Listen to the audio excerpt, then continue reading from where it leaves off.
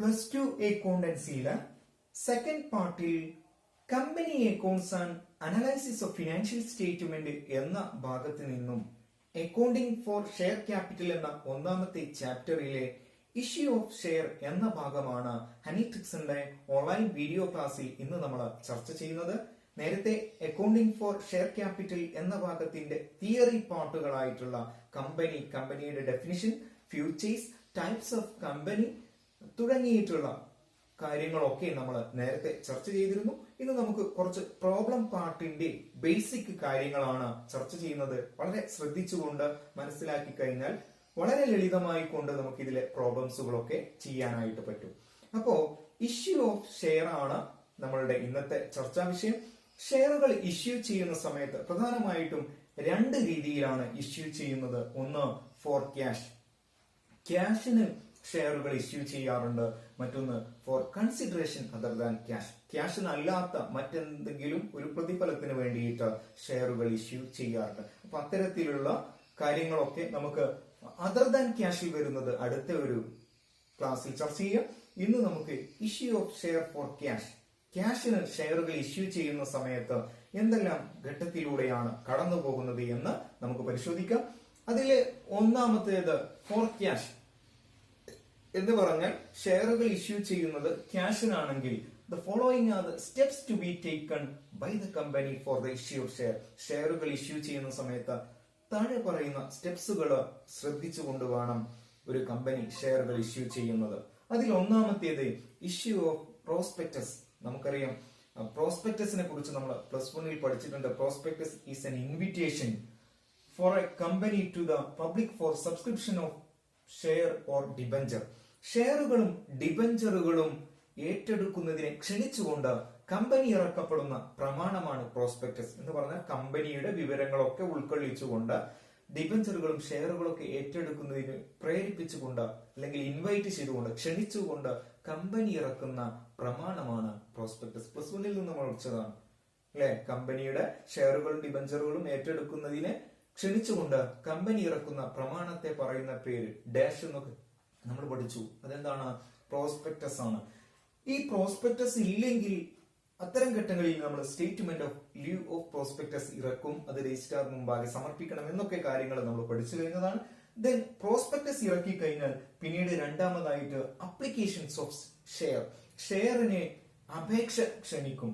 After the issue of prospectus, prospectus ഇറക്കി കഴിഞ്ഞിട്ട് intending investors will send an application for share in the prescribed form along with the application money. ഒരു നിർദ്ദിഷ്ട application പണത്തോട് കൂടിയിട്ട് നിർദ്ദിഷ്ട ഫോമിലുള്ള അപേക്ഷ കമ്പനി ക്ഷണിക്കപ്പെടും. അങ്ങനെ കമ്പനി ആദ്യം തന്നെ എത്ര ആളുകൾക്ക് ഷെയർ വേണമെന്നൊക്കെ ക്ഷണിച്ചുകൊണ്ട് അതിലെ ഒരു നിർദ്ദിഷ്ട എമൗണ്ട് അപ്ലിക്കേഷൻ പണമാക്കിയിട്ട് കമ്പനി ആ തുക സ്വീകരിച്ചു വെക്കും. Then the application should be at least 5% of the value of share. ഷെയറിന്റെ 5% അപ്ലിക്കേഷൻ പണമായിട്ട് കളക്ട് ചെയ്യണം. ഇവിടെ എക്സാമിന് വൺ വേർഡ് ആയിട്ട് ചോദിക്കാവുന്ന വളരെ പ്രധാനപ്പെട്ട ഒരു ചോദ്യമാണ്. Minimum amount of the application money dash percentage, 5% minimum amount ആയിട്ട് അപ്ലിക്കേഷന്റെ തുക ഉണ്ടായിരിക്കേണ്ടത്. Then the application money deposited in scheduled bank. ഈ ഒരു അപ്ലിക്കേഷൻ ആയിട്ട് കിട്ടിയിട്ടുള്ള തുക ഷെഡ്യൂൾഡ് ബാങ്കിലാണ് ഇൻവെസ്റ്റ് ചെയ്ത് വെക്കുന്നത്. പിന്നീട് ഈ അപ്ലിക്കേഷന്റെ കേസിൽ വേറെ പ്രധാനപ്പെട്ട ഒന്ന് രണ്ട് കാര്യങ്ങൾ നമ്മൾ അറിഞ്ഞിരിക്കേണ്ടത്. ഒന്ന് മിനിമം സബ്സ്ക്രിപ്ഷൻ ആണ്. എന്താണ് മിനിമം സബ്സ്ക്രിപ്ഷൻ? എക്സാമിന് പലതവണ ചോദിച്ചിട്ടുണ്ട്. എന്താണ് minimum subscription? The minimum amount which in the opinion of directors must be raised to meet the needs of the business operations of the company. ഒരു ബിസിനസിന്റെ പ്രവർത്തനം നടത്തിക്കൊണ്ടുപോകുന്നതിന് ആവശ്യമായ ഏറ്റവും മിനിമം എമൗണ്ട് കമ്പനി കളക്ട് ചെയ്യേണ്ടതിനെയാണ് മിനിമം സബ്സ്ക്രിപ്ഷൻ എന്ന് പറയുന്നത്. Or അല്ലെങ്കിൽ it is the minimum amount of capital must be subscribed by public before the allotment of share. Allotment നടത്തുന്നതിന്റെ മുമ്പേ തന്നെ കമ്പനി പൊതുജനങ്ങളിൽ നിന്നും ഏറ്റെടുക്കേണ്ട ഏറ്റവും കുറഞ്ഞ ക്യാപിറ്റലിനെയാണ് മിനിമം സബ്സ്ക്രിപ്ഷൻ. ഇപ്പൊ ഉദാഹരണം, ഒരു കമ്പനിക്ക് അതിന്റെ റൺ നടത്തണമെങ്കിൽ ആവശ്യമായിട്ട് വരുന്ന ഏറ്റവും കുറഞ്ഞ പൊതുജനങ്ങൾ ഏറ്റെടുക്കേണ്ട ആ ഒരു ക്യാപിറ്റലിനെയാണ് മിനിമം സബ്സ്ക്രിപ്ഷൻ എന്ന്, അല്ലെങ്കിൽ മിനിമം എമൗണ്ടിനെയാണ് മിനിമം സബ്സ്ക്രിപ്ഷൻ എന്ന് പറയുന്നത്. ഇവിടെ വളരെ പ്രധാനപ്പെട്ട മറ്റൊരു കാര്യം എന്ന് പറയുന്നത്, if the minimum subscription amount is not received within the period of 120 days of the issue of prospectus ഇറക്കി കഴിഞ്ഞിട്ട് 120 ദിവസത്തിന്റെ ഉള്ളിൽ മിനിമം എമൗണ്ട് കളക്ട് ചെയ്തിട്ടില്ലെങ്കിൽ അല്ലെങ്കിൽ കിട്ടിയിട്ടില്ലെങ്കിൽ ദ മണി റിസീവ്ഡ്, ആ കിട്ടിയിട്ടുള്ള പണം റീഫണ്ടഡ് ടു ദ അപ്ലിക്കൻസിന് തന്നെ മടക്കി കൊടുക്കണം എന്നുള്ളതാണ്. അപ്പോ കമ്പനിയുടെ പ്രോസ്പെക്ടസ് ഇറക്കി കഴിഞ്ഞിട്ട് 120 ഡേയ്സിന്റെ ഉള്ളിലായിട്ട് മിനിമം സബ്സ്ക്രിപ്ഷൻ കളക്ട് ചെയ്തിട്ടില്ല എങ്കിൽ ആ കിട്ടിയ പണം തിരിച്ചു കൊടുക്കണമെന്നാണ് മിനിമം സബ്സ്ക്രിപ്ഷൻ പ്രകാരമുള്ള ഒരു നിയമം. അതും എക്സാമിന് ചോദിക്കുന്നതാണ്. ആ ഡേ എത്രയാണ്, എങ്ങനെയാണ് അതിന്റെ റൂൾസ് എന്നുള്ള കാര്യങ്ങളൊക്കെ. ഇനി അതുപോലെ തന്നെ മൂന്നാമത്തെ ഘട്ടമാണ് അലോട്ട്മെന്റ് ഓഫ് ഷെയർ. അപ്പോൾ അപ്ലിക്കേഷൻ മണിയൊക്കെ കിട്ടിക്കഴിഞ്ഞു, അതിലെ പരിശോധനകളും ഒക്കെ കഴിഞ്ഞു, നമ്മൾ പറഞ്ഞ മിനിമം സബ്സ്ക്രിപ്ഷൻ ഒക്കെ കളക്ട് ചെയ്തു, എല്ലാം തീർന്നതിന് ശേഷം പിന്നീട് അലോട്ട്മെന്റ് ഓഫ് ഷെയർ നടത്തും. After the minimum subscription collected, minimum amount collect ചെയ്തു, മിനിമം സബ്സ്ക്രിപ്ഷൻ കളക്ട് ചെയ്തു by the company, then the director of the company will proceed with the work of allotment of share.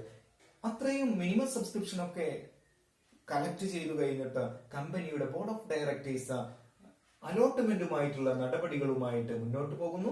Allotment means the distributing of the share with respect to the application received by the company. കമ്പനിക്ക് അപേക്ഷ കിട്ടിയത് പ്രകാരം അവർക്ക് നൽകേണ്ട ഷെയറുകളെ allot ചെയ്തു കൊടുക്കുന്നതിനെയാണ് allotment of share എന്ന് പറയുന്നത്. Allotment means the distributing, ഓരോരുത്തർക്കും വീതിച്ചു കൊടുക്കുക of the share with the respect of the application received by the company. കമ്പനിക്ക് കിട്ടിയ അപേക്ഷ അടിസ്ഥാനത്തിൽ ആർക്കൊക്കെ കൊടുക്കണം, ആർക്കൊക്കെ പൂർണ്ണമായിട്ട് കൊടുക്കണം, ആർക്കൊക്കെ ഭാഗികമായിട്ട് കൊടുക്കണം, എത്ര ഷെയറുകൾ അപേക്ഷ കിട്ടിയത് പ്രകാരം നൽകണം എന്നതൊക്കെ കമ്പനി തീരുമാനിക്കുന്നത് ഈ ഒരു ഘട്ടത്തിലാണ്. Once the decisions regarding the allotment is taken by the board of director, a letter of allotment sent to the each applicant. Company അലോട്ട്മെന്റുമായിട്ട് ബന്ധപ്പെട്ടുകൊണ്ട് അപേക്ഷ കിട്ടിയതിൽ നിന്നും അലോട്ട്മെന്റ് നൽകുന്നതിനുമായി ബന്ധപ്പെട്ടുകൊണ്ട് ഓരോ അപ്ലിക്കൻസിനും ലെറ്റർ ഓഫ് അലോട്ട്മെന്റ് നൽകപ്പെടും. ഇപ്പൊ ഉദാഹരണം, ഞാനൊരു കമ്പനിയിലേക്ക് ഷെയർ എടുക്കാൻ വേണ്ടിയിട്ട് അപേക്ഷിച്ചു. അവരെനിക്ക് അലോട്ട്മെന്റ് അഥവാ അലോട്ട്മെന്റിന്റെ ലെറ്റർ തരുന്നു. എങ്ങനെയാണെങ്കിൽ എനിക്ക് ഷെയർ തരാൻ അവർ ഉദ്ദേശിക്കുന്നുണ്ടെങ്കിൽ അവർ അലോട്ട്മെന്റ് ഓഫ് ഷെയറിന്റെ ഒരു ലെറ്റർ തരുന്നു. അതിനെ ലെറ്റർ ഓഫ് അലോട്ട്മെന്റ് എന്ന് പറയപ്പെടുന്നു. ഈ letter of allotment send to each applicants ആണ്. ഓരോ ഷെയർ എടുക്കുന്ന ആളുകൾക്കും ലെറ്റർ ഓഫ് അലോട്ട്മെന്റ് നൽകപ്പെടും. പിന്നെ ഇനി അത് തിരിച്ചാണെങ്കിലോ അവർ അലോട്ട്മെന്റ് നൽകുന്നില്ല എന്ന് പറഞ്ഞാൽ അപ്ലിക്കേഷൻ റിജക്ട് ചെയ്യുന്നു അല്ലെങ്കിൽ റീഫണ്ട് ചെയ്യുന്നു, അത്തരം ഒരു കേസിൽ ലെറ്റർ ഓഫ് റിഗ്രറ്റ് നൽകപ്പെടും എന്നുള്ളതാണ്. അപ്പൊ രണ്ട് കാര്യങ്ങൾ ശ്രദ്ധിക്കുക. എന്താണ് ലെറ്റർ ഓഫ് അലോട്ട്മെന്റ്, മറ്റൊന്ന് ലെറ്റർ ഓഫ് റിഗ്രറ്റ് എന്താണ്. അപ്പൊ ചില ആളുകൾക്ക് കമ്പനി ഇഷ്യൂ ചെയ്ത ഷെയറിനെക്കാട്ടിലും കൂടുതലായിട്ട് അപേക്ഷ ലഭിക്കുകയാണ്. ഇപ്പൊ ഉദാഹരണം, നമ്മളുടെ കമ്പനി 1,00,000 ഷെയർ ആണ് പൊതുജനങ്ങൾക്ക് നൽകപ്പെടുന്നത്. കമ്പനിക്ക് 2,00,000 ഷെയറിന്റെ അപേക്ഷ ലഭിക്കുന്നു. നമുക്കതെല്ലാം കൂടെ വാങ്ങിച്ചു വെക്കാൻ പറ്റില്ല. അപ്പൊ നമ്മൾ 1,00,000 രൂപ തിരിച്ചു നൽകപ്പെടും. അങ്ങനെ നൽകപ്പെടുമ്പോൾ ചില ആളുകളുടെ ഷെയറുകളൊക്കെ നമ്മൾ റീഫണ്ടോ റിജക്റ്റോ ഒക്കെ ചെയ്യപ്പെടും. അങ്ങനെ ചെയ്യുമ്പോൾ അവർക്ക് ലെറ്റർ ഓഫ് റിഗ്രറ്റ് അയക്കും എന്നുള്ളതാണ് മറ്റൊരു പ്രധാനപ്പെട്ട കാര്യം.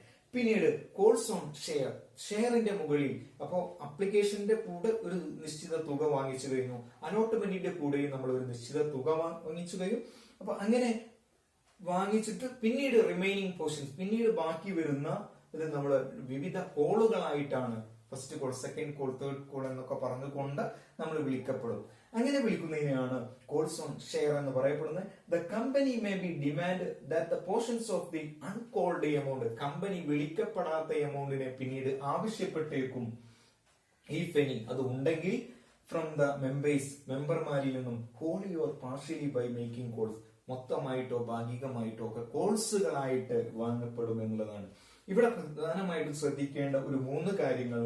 Call amount should not exceed 25% of the value of share. ഷെയറിന്റെ വാല്യൂവിന്റെ 25% കൂടുതലായിട്ട് കോൾസ് എമൗണ്ട് വാങ്ങാൻ പാടില്ല. ഷെയറിന്റെ മൊത്തത്തിലുള്ള എമൗണ്ടിന്റെ 25% കൂടുതലായിട്ട് കോൾസ് എമൗണ്ട് കളക്ട് ചെയ്യാൻ പാടില്ല. മറ്റൊന്ന്, at least 1 month interval must be in 2 calls. 2 കോളിന്റെ ഇടയിൽ മിനിമം ഒരു 1 month ഗ്യാപ്പ് കൊടുക്കണം. ഒരു മാസം കോള് വിളിച്ചിട്ട് പിന്നീട് ഒരു മാസം കഴിഞ്ഞിട്ട് മാത്രമേ അടുത്ത കോള് വിളിക്കപ്പെടാൻ പാടുള്ളൂ. പിന്നീട് minimum 14 days notice should be given to the pay the calls. കോൾസിന്റെ പണമടക്കാൻ പറഞ്ഞുകൊണ്ട് ഒരു 14 ദിവസത്തെ സമയം അനുവദിച്ചുകൊണ്ടുള്ള ഒരു നോട്ടീസ് അയച്ചിട്ട് വേണം അവരുടെ കോൾസ് പിന്നെ ക്യാൻസൽ ചെയ്യാനോ അല്ലെങ്കിൽ അതിനെ നമ്മൾ ഒഴിവാക്കാനോ ഒക്കെ ചെയ്യാൻ പാടില്ല. അപ്പൊ ഒരു 14 ദിവസത്തെ സമയം അവർക്ക് ഈ കോൾസ് എമൗണ്ട് അടക്കുന്നതിന് വേണ്ടിയിട്ട് നൽകപ്പെടണം എന്നുള്ളത്. അപ്പൊ ഇത്രയും കാര്യങ്ങളൊക്കെയാണ് ഇഷ്യൂ ഓഫ് ഷെയറുമായി ബന്ധപ്പെട്ടുകൊണ്ട് നമുക്ക് പഠിക്കാൻ. അപ്പൊ ഒന്നും കൂടി ഒരു ചെറുതാക്കി പറഞ്ഞു തരാം. ഒരു കമ്പനി ഷെയറുകൾ ഇഷ്യൂ ചെയ്യുമ്പോൾ അല്ലെങ്കിൽ ഷെയർ ക്യാപിറ്റൽ കളക്ട് ചെയ്യുമ്പോൾ വിവിധ ഷെയറുകളായിട്ട് തിരിക്കുന്നു. ഇപ്പൊ ഉദാഹരണം 10 ലക്ഷം രൂപ ഒരു കമ്പനിക്ക് ആവശ്യമുണ്ടെങ്കിൽ ആ കമ്പനി 100 രൂപയുടെ അല്ലെങ്കിൽ 10 രൂപയുടെ ഒക്കെ മുഖവിലയുള്ള വിവിധ ഭാഗങ്ങളായിട്ട് തിരിക്കും. അതിനെ ഒരു ഭാഗത്ത് നമ്മൾ ഷെയർ എന്ന് പറയും. ഈ ഷെയർ തന്നെ 100 രൂപയുടെ ഒരു ഷെയർ ആണ് അല്ലെങ്കിൽ 10 രൂപയുടെ ഒരു ഷെയർ ആണെങ്കിൽ 10 രൂപയുടെ ഷെയർ കമ്പനി കളക്ട് ചെയ്യാം. ഒരു 2 രൂപ അപ്ലിക്കേഷനോട് കൂടെയോ ഒരു 3 രൂപ അലോട്ട്മെന്റിനോട് കൂടെയും ഒരു 2 രൂപ ഫസ്റ്റ് കോൾ, 2 രൂപ സെക്കൻഡ് കോൾ, 1 രൂപ ഫൈനൽ കോൾ എന്നിങ്ങനെ ഒക്കെയാണ് കളക്ട് ചെയ്യുക. അപ്പോൾ വിവിധ ഘട്ടങ്ങളിലായിട്ടാണ് കമ്പനി അതിന്റെ ഷെയറിന്റെ വാല്യൂ കളക്ട് ചെയ്യുക. അപ്പൊ ആദ്യം തന്നെ അപ്ലിക്കേഷനോട് കൂടിയിട്ട് ഒരു നിശ്ചിത തുക, പിന്നീട് അലോട്ട്മെന്റിനോട് കൂടിയിട്ട് അടുത്ത ഭാഗം, പിന്നീട് അതിൽ ബാക്കി വരുന്നത് വിവിധ കോളുകളായിട്ട് 1 തവണയോ 2 തവണയോ 3 തവണയോ ഒക്കെ ആയിട്ട് കളക്ട് ചെയ്യും. അപ്പൊ അങ്ങനെ ആണ് ഇഷ്യൂ ഓഫ് ഷെയർ നടത്താറുള്ളത്. അപ്പൊ ഈ ഒരു ഘട്ടങ്ങളിൽ അപ്ലിക്കേഷന്റെ സമയത്ത്, അലോട്ട്മെന്റിന്റെ സമയത്ത്, ദെൻ ഫസ്റ്റ് കോളിന്റെ, സെക്കൻഡ് കോളിന്റെ, ഫൈനൽ കോളിന്റെ ഒക്കെ സമയത്ത് എന്തൊക്കെയാണ് ജേണൽ എൻട്രി വരുന്നത്, അത് തന്നെ ഇഷ്യൂ നടത്തുമ്പോൾ ഡിസ്കൗണ്ടില്, പാർ വാല്യൂല് ഒക്കെ ഇങ്ങനെ വിവിധ ഘട്ടങ്ങളായിട്ട്. അപ്പോൾ ഇതിനൊക്കെ വേണ്ടത് ചില ബേസ് ഇങ്ങോട്ട് കിട്ടുക എന്നുള്ളതാണ്. അതുകൊണ്ട് തന്നെ ആ ബേസിക് കാര്യങ്ങളാണ് അടുത്ത വീഡിയോയിൽ നമ്മൾ അതിന്റെ ബേസിക് 8 ജേണൽ എൻട്രി, അത് വളരെ പ്രധാനപ്പെട്ടതാണ്. അത് കൃത്യമായിട്ട് മനസ്സിലാക്കുന്നതിലൂടെ ഈ ചാപ്റ്റർ വളരെ സിമ്പിൾ ആയിട്ട് ചെയ്യാനായിട്ട് പറ്റും. അപ്പൊ നിങ്ങൾക്ക് ഈ വീഡിയോ ഇഷ്ടപ്പെട്ടെങ്കിൽ നിങ്ങൾ ലൈക്ക് ചെയ്യുക, ഷെയർ ചെയ്യുക. അതുപോലെ തന്നെ ഷെയറുകൾ സബ്സ്ക്രൈബ് ചെയ്യുന്ന ഭാഗമാണ് നമ്മൾ പഠിക്കുന്നത്. നമ്മളുടെ ചാനലും നിങ്ങൾ സബ്സ്ക്രൈബ് ചെയ്യുക. കൂടുതൽ സബ്സ്ക്രിപ്ഷനുമായി ഷെയറുമായി ബന്ധപ്പെട്ട കാര്യങ്ങളൊക്കെ പഠിക്കാൻ വേണ്ടിയിട്ട് സബ്സ്ക്രൈബ് ചെയ്യുക. അതോടൊപ്പം തന്നെ വീണ്ടും ഇതുമായി ബന്ധപ്പെട്ട വീഡിയോസുകളൊക്കെ കാണുന്നതിന് വേണ്ടിയിട്ട് ആ ബെൽ ഐക്കൺ കൂടി ഒന്ന് എനേബിൾ ചെയ്യുക. അടുത്തൊരു വീഡിയോയിൽ നമുക്ക് വീണ്ടും കാണാം.